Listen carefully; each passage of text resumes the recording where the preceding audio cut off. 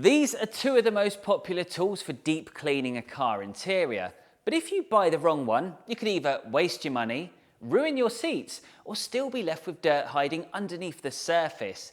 Now, one of these is going to blast the grime with boiling hot steam, whilst the other flushes the dirt out using water and suction. But I want to know which one actually cleans better. This is the steam cleaner versus extractor showdown. Today I'm comparing a steam cleaner against an extractor to find out which one you should use and when. We'll be looking at the pros, the cons, and what can happen to your fabric if you use them in the wrong way.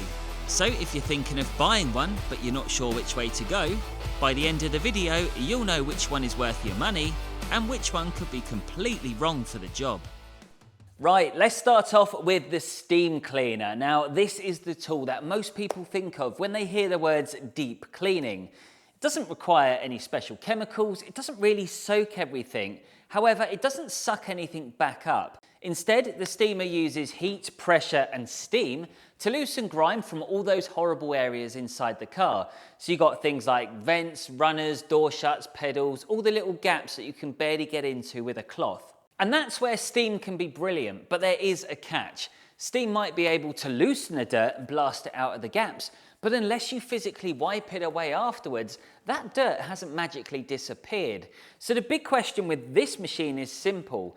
Is steam making your cleaning better, or is it just moving the dirt somewhere else? Now let's move on to the carpet extractor. And while the steam cleaner is all about heat and blasting grime out of those awkward places, this works in a completely different way. You find with the extractor, what it does is it sprays the water and the cleaning solution deep into the fabric, and then it uses suction to pull that dirty water straight back out.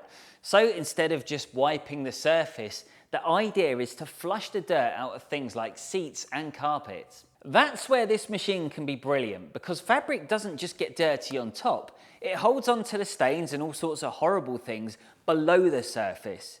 But there is a catch, because if you use too much water, or perhaps you don't extract enough of it back out, or even on the wrong material, you can leave that interior soaking wet. And what that does is it causes horrible smells, damp, or even mold. And then at that point, you've got to ask yourself, is the extractor really good enough for deep cleaning, or is it just overkill? Coming up, I'll be putting both machines to the test in a head-to-head battle. But before we do, let's see how many uses we can find for the steam cleaner, because I imagine there's a lot more than you think.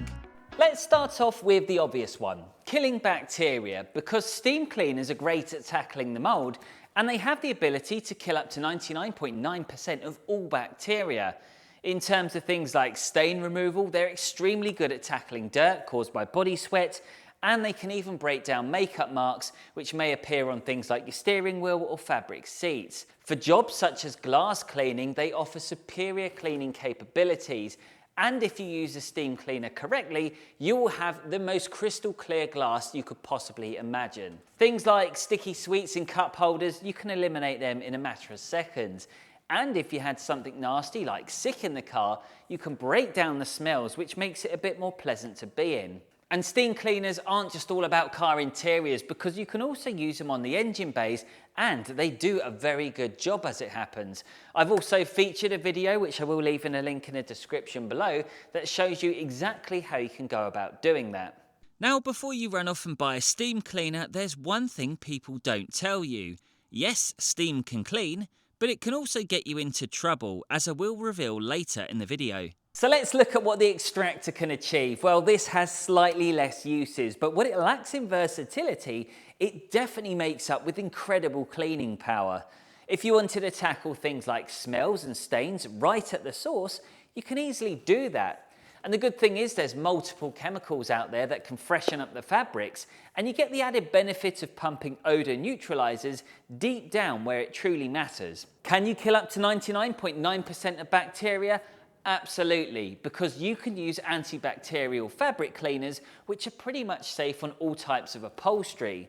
And it's not just the steam cleaner that can get hot. Remember, you can use warm water in these as well. So for things like tackling nasty smells, you stand a better chance of removing them, because you're not just blasting it with hot pressure, you're pumping in the chemicals, but then you're sucking it up at the same time. It sounds promising, doesn't it? Well, you know how this works, because like everything in life, there is always a catch. And I'll be covering the cons of both of the machines in a moment's time. But right now, I think it's time for a head-to-head battle. We're currently working on a mouldy Saab for our new channel, so I thought why not use the smelly mats for the test to see how clean we can get them. Right, so we have a filthy mat to work on. What I'd like to do though is add a bit of colour to this. So I am using some mouthwash disguised as kids' drinks, and I'm going to pour this bubblegum juice, whatever the heck it is, my word, this isn't right, onto the mat. I'm going to leave it on for a little while because we want these stains to be just horrific. Do you know what? Why not? Let's go for cola as well and just make it even worse. So now we have our filthy cola-riddled mat. That is disgusting. We now need to get out the extractor and the steam cleaner because we're going to do a 50-50 comparison to find out which one is best. After getting the extractor topped up, I was ready to start. Now each machine gets 3 minutes to see what they can do. And for this test, I'm giving the mat an extra hit of chemical. Now, just to be clear, I would never use this amount on the seats, as it's definitely overkill. But for the mats and carpets, we can certainly get away with it. Once it was time to suck the water up, I came across my first real challenge, because the quality of these mats was pretty poor, I must say. It was that cheap low-grade PVC which ends up trapping the dirt and stopping it escaping. You find it more on the modern cars as it's a cost-effective way for manufacturers to cut back on their costs. Unfortunately, what it means for you is it would take a few more attempts to get them clean. I decided to give myself a fighting chance by using something everybody will probably have around the house. A microfiber cloth can help get deep into the fibres. If you have access to scrub pads, that will be much more effective, but for most of you, this will do fine. As you can see, we've successfully extracted half of the mat. Now, as you saw in the footage, the water was starting to turn clear. That means we've pretty much pulled out as much as we possibly can. But if we did want to take it just one step further, what we could do is saturate it in the chemical once again, and then we could take a drill brush, attack it with that so it gets deep into the fibres, and then it may be able to pull out a bit more dirt. But as this is an extractor versus steam cleaner video, it's only fair that the only extra tool that we're going to use will be a microfiber cloth. Before we get on with the steam cleaning, I just want to quickly show you how much filth we've just sucked up, because it is absolutely disgusting. Next up, it was time to try out the steam cleaner, and the plan of action for me was to blast away the loose bits of dirt first, using just the nozzle on its own. Afterwards, the key is to agitate the fibres with a brush attachment, because steam on its own mainly softens the dirt, and then it's the bristles that add the agitation, helping the heat work deeper into the fibres and loosen the muck that's trapped inside. Now, by using a cloth over the brush head, it changes the way the steam works.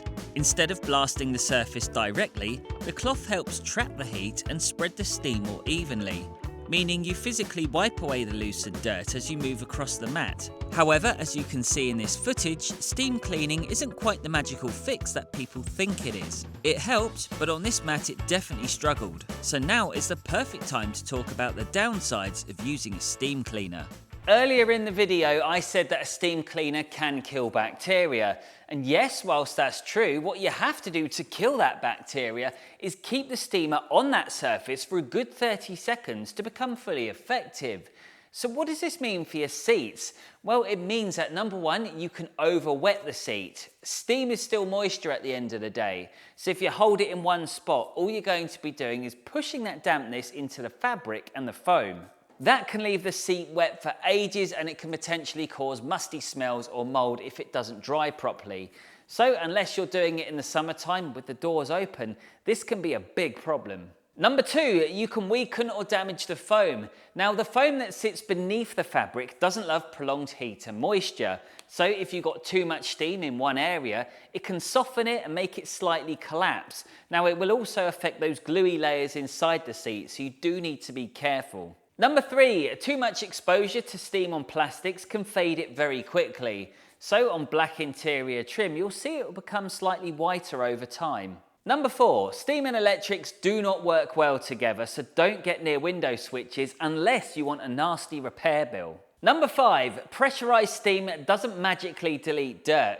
It loosens it, moves it, and brings it to the surface, but you still need a towel to actually remove it, or even an extractor.